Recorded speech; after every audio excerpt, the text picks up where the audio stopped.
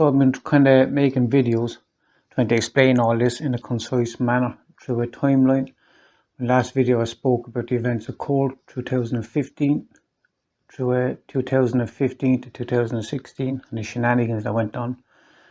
And I left it off there saying basically I was evicted from my apartment in Tranmore.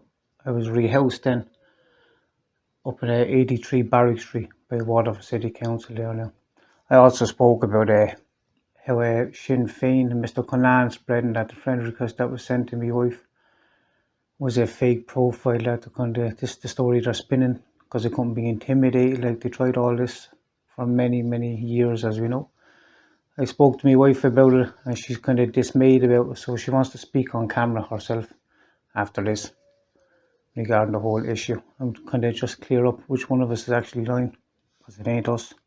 One thing I forgot to mention during that last video regarding court, I spoke about a woman who came to do a report. Before the judge made the decision, actually, he took her report and I kind of got him backwards there, but before he made the decision to award me the kids, he took her report. He basically dismissed it, being honest with you, because there were so many lies in the report. But what I forgot to say is that woman who was linked up with Waterford Tussle, my sister was at the line to me saying that she was from elsewhere and all this kind of stuff. I explained in my last video actually. But she asked me would I sign over my passwords. And I know this sounds strange. It did sound strange, but I signed over my passwords. I had nothing to hide, so like, why wouldn't I sign over my passwords? So I did sign over my passwords. We all know what was done then afterwards after I signed over my passwords. Well, everyone in Waterford would know. And I just wanted to include that because I forgot it the last time. So I was given the house up in Barrack Street, 83 Barrack Street, by Waterford Council. I had to wait a couple of weeks to move in, myself and my wife. So I applied for the grant and I got the housing grant, so I put in kind of new flooring and kind of done it up, you know, the housing grant that you get. So we were waiting a couple of weeks, and then out of the blue then my ex asked me did I want to take the kids for the weekend, kind of for sleepover and stuff. So obviously I said yeah, now bearing in mind the hassle that she put me through in court. But I took the kids because I wanted to see the kids. So she dropped the kids down on a Friday to collect them on a Sunday. And when she dropped the kids down on a Friday, my wife was sitting in the house and there was a net curtain on the window and she was looking through the window. And I bent down to pick the child up to give her a hug. And my ex, standing behind me, pointed at me and mouthed something into the neighbours. And behind me back. And my wife seen this and said to me when I went in. And while I was waiting to move into this house, I forgot to say, I was tattooing someone and they were after telling me that the daughter of the neighbours was after actually having a meeting with my ex. Now, she's a local shit stirrer. People will know who I'm on about. She's living in Dial Street. Her family's in Barrack Street. They were actually my neighbours. But I was informed of this and kind of, to be honest with you, there's a lot of kind of bullshit going around, so I didn't really pay too much attention to it. But then I decided then to report it to the Garrels, so I did report that to the Garrels, and I reported also to Waterford Council, to Joe Daniels in particular, who told me that it was just someone trying to spook me, that I should move into the house. So I moved into the house, and as I said, when she dropped the kids down, she mouthed something into these neighbours, into the window, and pointed at me. I didn't see it, my wife seen it. So she dropped the kids down on the Friday, collected them on the Sunday. They usually was shite them by the Wednesday or Thursday. Then there was all this sexual literature and pornography, and like, she basically came down, and every time she's around, the sexual literature is spread around. The passwords are given in. No one questions how, like, why she would have me passwords, how she's able to help people when to log into me fucking accounts and all this kind of stuff. And like, I don't know, these kind of things you would question, like, how come like this is happening every time you're around? Well, like, what's your agenda? And that's basically what was done. And it took a couple of days for us to find this. You could tell by the atmosphere of the whole up in Barrack Street there. But after a couple of days, I think this was around a Thursday, so it would have been literally only 2 or 3 days after she went back with the kids there. Then there was a group of people outside her door one evening. They were talking about kicking in her door and dragging me and my wife out. And the vents were really low, only about ear height. The ear vents up in the house, so you could hear every word. So I walked over and I opened up the front door as quick as I could, and there was probably about 25 people outside, and about 20 of them all ran into the neighbours' house. They actually tripped over each other trying to get into the house. Do you know what I mean? I forgot to say, these neighbours, the canvas for Mr. Cullinane, David Cullinane of Sinn Féin. I'll get to him now in a minute, and I'll speak how my issue with Mr. Cullinane started off and ultimately led to me arguing with Sinn Féin, which is not the argument. It's just Sinn Féin is backing Mr. Cullinane at the moment, wrongly. But yeah, that's what happened. So obviously my wife was a bit freaked out by it all, as you would be. So we ended up having to leave the house, so we reported it to the guards, reported it to the council, to Roisin Doherty in particular. She told us to put it in writing in a statement and it'd be investigated under the antisocial behaviour. So we moved out. While this was being investigated, we moved to hotels, and this crowd of people were following us from one hotel to another hotel, and had these how do you say it, crowd of scumbags basically following me from A to B to C and all this the majority of them now would have been crony of Mr. Cullinane, let's be honest about it. Most of them I knew, I'm being honest with you. Would have taken drugs and sold drugs with them years ago. I don't do any of that shit now anymore, but a lot of these people still do. But I was 27 years on that housing list, and I got that house then up in Barrack Street. And when I was evicted from Tramore, while I was waiting on that house, I had 3 other houses, and the Waterford Council fucked me around to the deposit. They kept holding off, kept fucking me around till they basically forced me into this house. They offered me that house then one day before I was to be evicted. I had nowhere to go, so I was forced into the house. And the one house in Barrack Street, I didn't really know where I wanted to go, but it was the one place I said I didn't want to go was anywhere around where I grew up. I grew up by Rice Park there, which is only down around the corner from Barrack Street. So as usual, the same shit. I spoke about this in the last video, this whole sexual shaming thing. This is the thing the Bahoy do. And they they use this to suppress information. This was done out in Tramore by a person who came in and sat in the courtroom next to me, smirking over a week after it was done.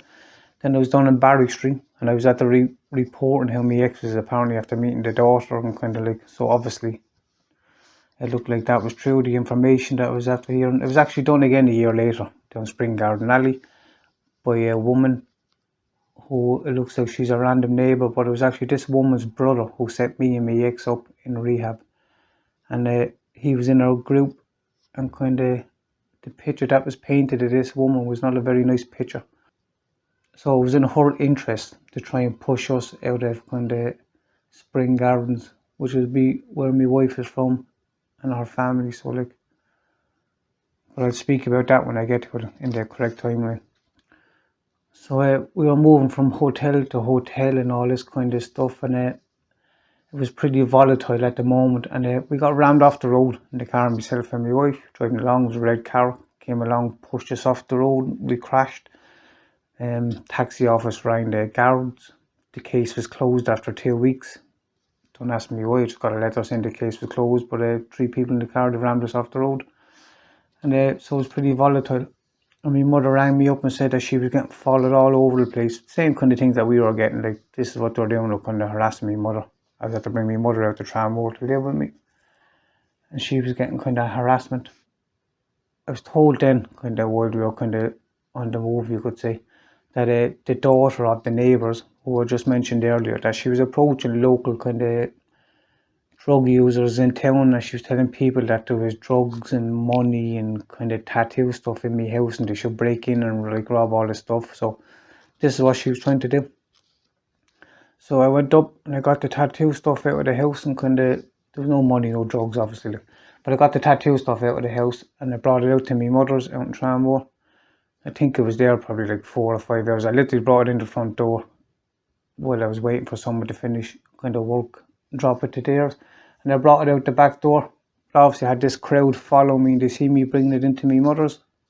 The next day then, I brought it into my mother's, but I was only there for 4 or 5 hours, and I took it back out and put it elsewhere.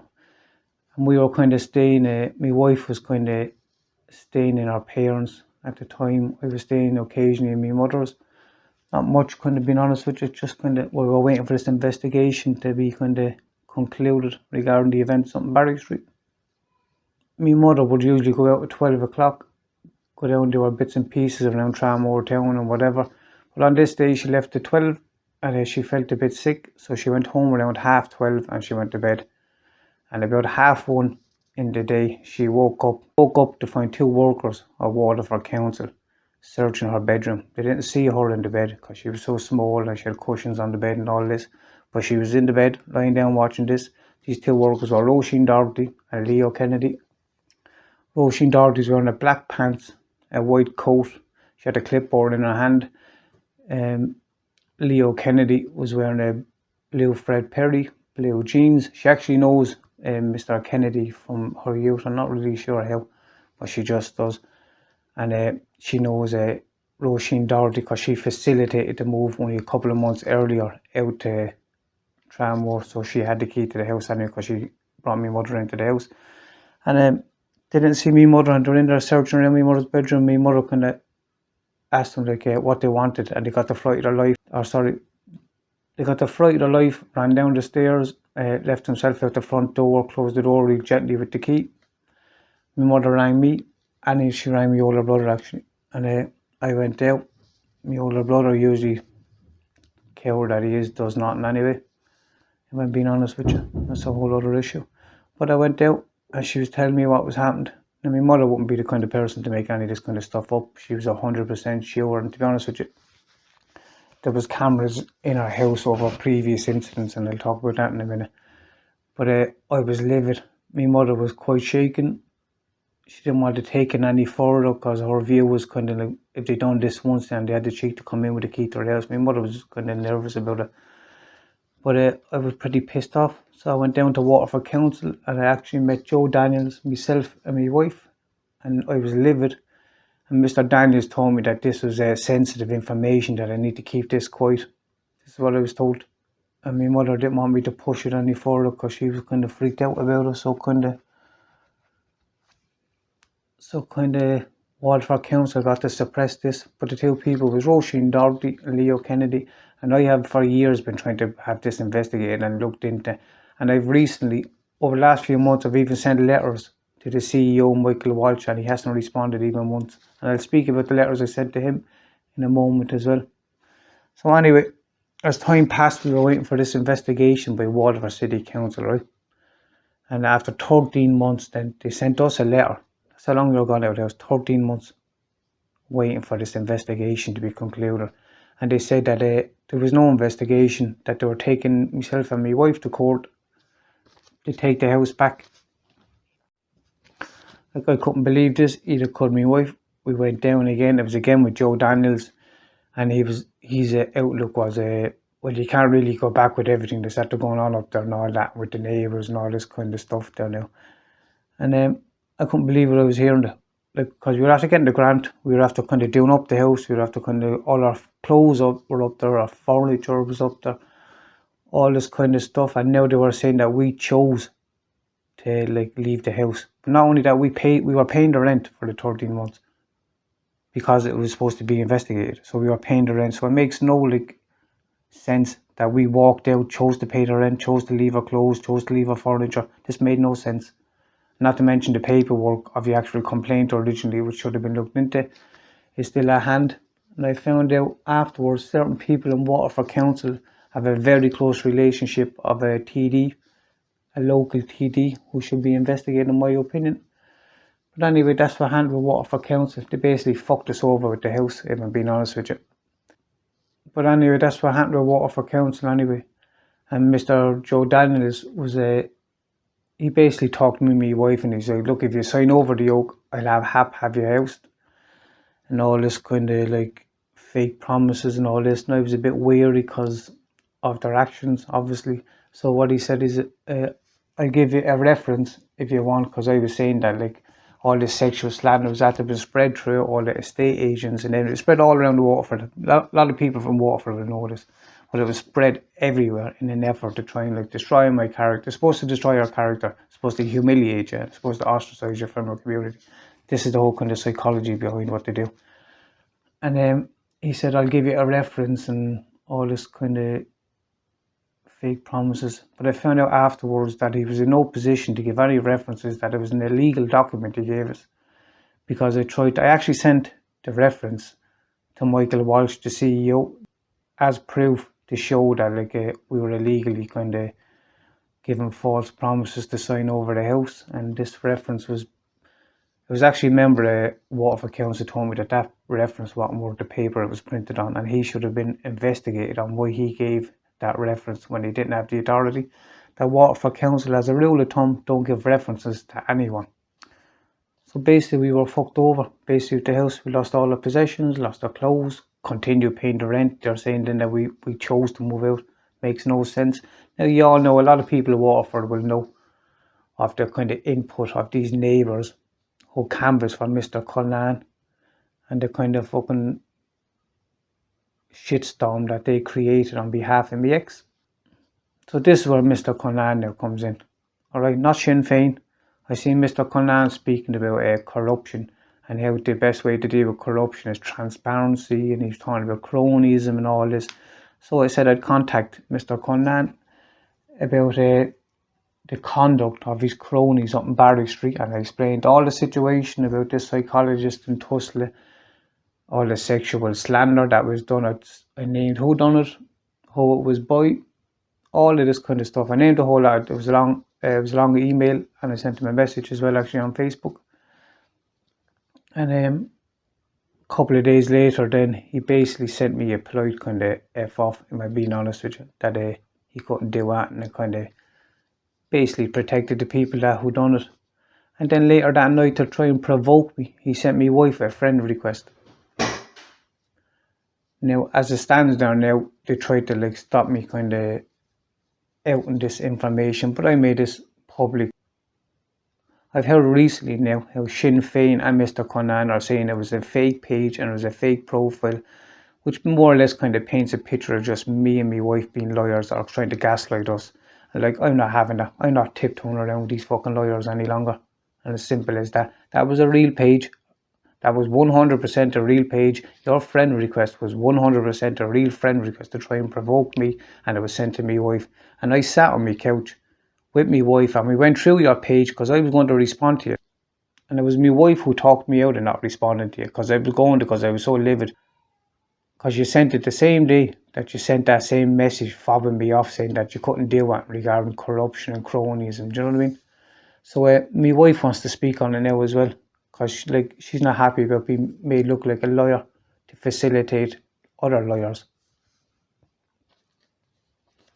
So I know that all sounds pretty crazy, but that's where kind of my issue with David Cullen and his cronies up in Barry Street started. It wasn't me having an issue with Sinn Féin or any kind of other political party. It was Mr. Cullen then ran to Sinn Féin and kind of got to support certain members of Sinn Féin. We all know how that I've showed in the last video, how they tried to kind of more or less intimidate me with their 10,000 views on my videos. You can go back and look at this. This was after the meal that was had down the Tower Hotel. Basically, it's the usual with Sinn Féin. They don't want to hear anything negative regarding what goes on in the party while they bury their head in the sand. It's the same really for fucking Tussle, if I'm being honest with you. It's the exact same. Kind of we pretend it's not happening, but it is happening. And I'm not going to be made look like a liar or my wife. Do you know what I mean? So that you get to cover your actions, which should have been called out a long time ago. Just like your up the rat comments. That should have been called out. People are tiptoeing around certain people in Waterford who have a monopoly over the town. Do you know what I mean? And then we have Mr. Henry Halligan. As we spoke about when my mother passed away, I wrote private emails to a priest, which Mr. Henry Halligan took it upon himself to print off and pass these emails, private emails, back to who? Mr. David Cullen. Now, I can't say the name of the person that informed me of this because they're a member of Sinn Féin themselves, and I gave me word. But obviously, how would I know this otherwise? And that's what happened. So that's why kind of Sinn Féin has their needle in me, basically because because I want to speak the truth, and the truth reflects badly on Mr. Cullen and his fucking cronies who done the bidding for me ex. And I know this all sounds pretty crazy, but there's documentation, there's proof, there's the whole are we really to believe that myself and my wife left our house in Barrack Street? We left all our furniture, left all our clothes. We decided to make ourselves homeless, and we decided to continue paying the rent for 13 months. That makes no sense whatsoever. There was supposed to be an investigation. He waited 13 months. Waterford Council have to wait 13 months before they can follow up on legal action to have it evicted from the house. So that's purposely what they done, is they ran down the clock, as they say. They waited 13 months and then they threatened us to bring us to court. And that happened through 2017 all the way through 2018. And as I said, my wife wants to speak about that friend request, so I'll kind of add it to the end of this video. And unfortunately, my mother was harassed like non-stop after I made this public about Miss Roisin Doherty and Leo Kennedy being caught searching our bedroom. This 100% happened. And I spoke about it. We had cameras in our house. So when I met Mr. Joe Daniels, I told him about the cameras being in the house, and kind of like, because they were originally going to try and deny about this before. He said it was sensitive information. My mother was complaining she had a crack in her chimney for she was complaining for months and they wouldn't send anyone. But all of a sudden then they sent out this worker to check the chimney basically. And the worker went up and he unplugged the cameras up in our bedroom. Basically went in to see was the cameras in the house, but he went up and he unplugged the cameras in the bedroom. Mr. Walsh of Waterford City Council. So my mother was continually then harassed, like on a daily basis after this. She was harassed by the neighbour out there, like fucking. There was another neighbour living across from her, Tony Kelly, and I spoke about this person, right? Because he was the reason that I had to move out of a previous apartment. That Waterford Council intervened and split us up because he made comments to the kids. I spoke about this if you go back to the part 1. So they had a duty of care and they failed in their duty of care, purposely put this person living across from me mother, who antagonised me mother and kind of mocked me mother, and like, this is what was done. And then you had this neighbour that was living next to me mother, not a local Sinn Féin sympathiser. He put his stereo on me mother's garden wall and played me father's funeral songs on loop. And this is all recorded. This was reported to Tranmore Guard, who came down and said they basically made an excuse for him, saying that he was full of drink and kind of like, and my mother had to sit there in her house listening to this shit. And this is the stuff they don't want you talking about, because like look how negative this looks on Sinn Féin and the cronies. Do you know what I mean? But Sinn Féin had the opportunity to step up and distance themselves from this group of cronies, but instead they chose to back it. So I'm calling them out. And if I have to feel threatened over this, like, so be it, like. And then me talking about certain incidents in Waterford and the cronies in Waterford and who's actually protecting who. It has brought other situations to the forefront. As we know, like, I've spoken with Mr. Henry Halligan, who swapped the emails with David Connan, passed it back to him. I have to choose my words here carefully. But I'll just say that there's a certain family in Waterford that has a monopoly and are trying to suppress certain allegations. I'm deemed to be drawing attention to them. Yeah, so basically that's what happened with Waterford Council and the whole house up in 83 Barrack Street, and why kind of arguing with Mr. Connan and how he was able to run to kind of like the party to get kind of support. Like, I'm not lying, my wife is not lying, we're not going to be made look like liars, not going to have someone gaslighting our mental health either, which seems to be a kind of Sinn Féin thing more than any other party. And as I said, I would have been like more kind of leaning towards Sinn Féin to vote in the past, obviously, if I had my eyes opened. So a number of people that I've spoken about in Waterford Council, let's just say they have certain political affiliations. So like, so you can draw your own kind of conclusion from that. And if you go back to this video now and my last 2 videos, you can see that like what I'm alleging and what I'm saying, there's some serious misconduct going on, like bordering on criminality. And they don't want this coming out. And basically, like, I have paperwork to support anything. There's a lot more stuff that I would like to say, but I can't really say because I can't really prove it. It's only me kind of alleging this and they're going to deny it. So like, I can only really talk about stuff that has a kind of paper trail or kind of stuff like that. And I'm not forgetting about the actions of my solicitors, of my solicitor in the family court, because I got me file. I replied from my file then, because I wanted to take that further, and I'll explain it in the timeline of what was done and how my file was destroyed before anyone could really kind of look through it properly. So I'll leave it kind of there. I don't think there's anything else, but that was from 2017 to 2018. So my next video now, I'll take it from 2018 to 2019, and I'll attach my wife's video to the end of this one, as she wants to speak about this kind of friend request that was sent by Mr. Conan's website, which he's now saying was a fake profile. It was 100% not a fake profile, and I'm not being made look like a liar, and my wife is not being made look like a liar, and we've got nothing but harassment by a certain party, by certain members, like using the Sinn Féin name, even going as far as to using the IRA name. Do you know what I mean? And I don't think that this is nothing to do with political views or patriotism. This is glorified criminality. As simple as that. And if you notice what I'm speaking about, it's so serious, and it only gets serious. I know this must sound crazy, I'm talking about cults and corruption and all this, and I know it sounds crazy, and I was assaulted by a guard in front of my wife, my wife would have no reason to make any of this kind of stuff up or religious, and I don't have any reason. I didn't just single Mr. Conan out, did I? So basically that's what happened. And my ex again dropped the kids down, just like she done out in Tramward, dropped the kids down for a sleepover. And then all this sexual stuff was spread all around the place, and my passwords stuff, which I had given over to this person doing the report, not thinking any different, because at the time I didn't have anything to hide, so it wasn't an issue for me. And then up in Barrack Street, the exact same thing was done again. And then it was actually done again a year later, but I'll talk about that in the next video. And it was actually this time I found out how it was the same list of pornography sites. They're all identical of all three incidents. And my ex had kind of contact with that person as well, so you can draw your own conclusions from that as well.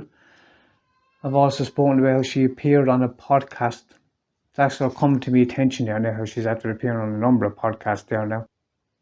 She's after libeling me, making me look like I was abusing her, or kind of like I was an abusive partner and stuff. And she does this thing where it kind of puts enough information out and lets people then join the dots, knowing that they'll wrongly join the dots. Even you go back to my last videos, or my last 4 videos, sorry, and you see there's there's been a number of things that I have alleged that are really, really serious. I've spoken about how a local charity was more or less used to kind of prop up the fucking name of a certain family that's pulling strings all over the place in Waterford there now. And it'd be interesting to see what other strings will be pulled now recently. But I suppose I better just leave that there, because I don't want to say too much. So I'll leave it there, and as I said, I'll attach my wife's video to the end of this one, as she wants to say 1 or 2 things. And I haven't asked my wife. She's not been coerced or any of this kind of stuff, do you know what I mean? It's just she wants to speak about it. She's not happy about being made look like a liar. So my next video then, I'll take up from 2018 onwards. Thanks for listening. So I just you wanted to talk about basically, I'll run through it quickly there. There was a friend request sent by a member of Sinn Féin, the TD, and it's been spread basically that the friend request that was sent to you is basically a fake page, and it's kind of making us look like liars or gaslighting our mental health. And just I know you wanted to talk about this yourself, and kind of was it a real page, or in your opinion, was it a real page or a fake page? No, in my opinion, it was a real page, because when you were sharing messages with this person before that, that was the same Facebook page that sent me the friend request. And when we went on that page to see is it the same page? There was this person's children and family, personal stuff, and it all looked legit. Yeah, do you remember we both sat down and went through it? We scrolled down through the page, proving it was a real page. Yeah. Okay. I meant to ask you as well, are you doing this on your own free will, or am I like asking you to do this? No, it's my own free will. Okay. One more thing I just wanted to talk about. Basically, do you remember up in Barrack Street, when my ex dropped the kids down? Like, what happened with that incident? Do you remember she dropped the kids down for the weekend? Yeah, so when they were on the way back, she collected the children, and one of the kids was getting upset because they didn't want to leave and just things like that. So when you were consoling the child, she was standing outside our front door and looking into the neighbour's window next door, and she was waving at them and mouthing things to them because I seen it. So, And where were you to see it? I was standing in our sit room looking out at the front door, and there she was, and she was, like this, waving at them and mouthing things to them. So, you had your back turned because you were at her car consoling the child. Okay, remember then when I uploaded kind of like most of this onto social media, the whole friend requests and stuff, do you believe that like socially that it changed the dynamics of how you were treated in the town? Yeah, it was like really intense, and I was getting bullied a lot, and like people were treating me horribly as well, because like at the time, I was like, I was pretty young. Like I was actually about 23, 24. So yeah, no, it was really intense and horrible for me. So I just want to talk about one more thing. You don't need to talk about this now if you don't want. I was just talking about that sexual shaming that was sorry, children. I just want to talk about that sexual shaming that was kind of conducted or done every time that my ex seemed to be around. Like, did that impact your life? yeah, it did. Yeah, it did. That was really horrible. That went around a couple of months before we moved into Barrack Street. That fake porn, whatever it was, got sent to our landlord when we were living in Tramore, and he evicted us. And before, when we were like, because we were obviously having to look for somewhere else, and he sent that porn stuff to the council because we were trying to get housed by them. Did that impact your life, the whole kind of sexual shaming that was spread around every time that my ex was around to drop the kids down? It seemed to be spread. Yeah, and also another thing as well that I want to add is that when I had social media at the time, like I had to get rid of all my social media because my Facebook and things like that were getting hacked. I was actually on my own Facebook, and there was messages being sent to other fellas, all sexual stuff that wasn't me. Yeah. And the people that it was being sent to were best friends of our neighbours in Barrack Street. And obviously, I made it look like that I was, doing all this sexual stuff because of this fake porn stuff that was going around.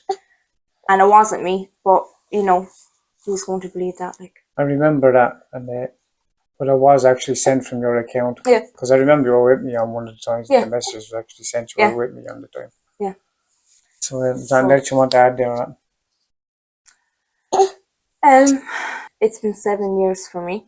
It's been a long 7 years of this kind of bullying, and just because and it looks like a tit for tat as well, because it's a domestic and whatever, even though that's what I was told, that it's a domestic for me, even though like I wasn't with this person. But it's not, it's just bullying. This person is now being given such a huge platform to do the lies, but also the bullying as well. And at the end of the day, like, I haven't retaliated. I haven't done anything back. So I don't think, like, I deserve this. So, that's my truth anyway to it.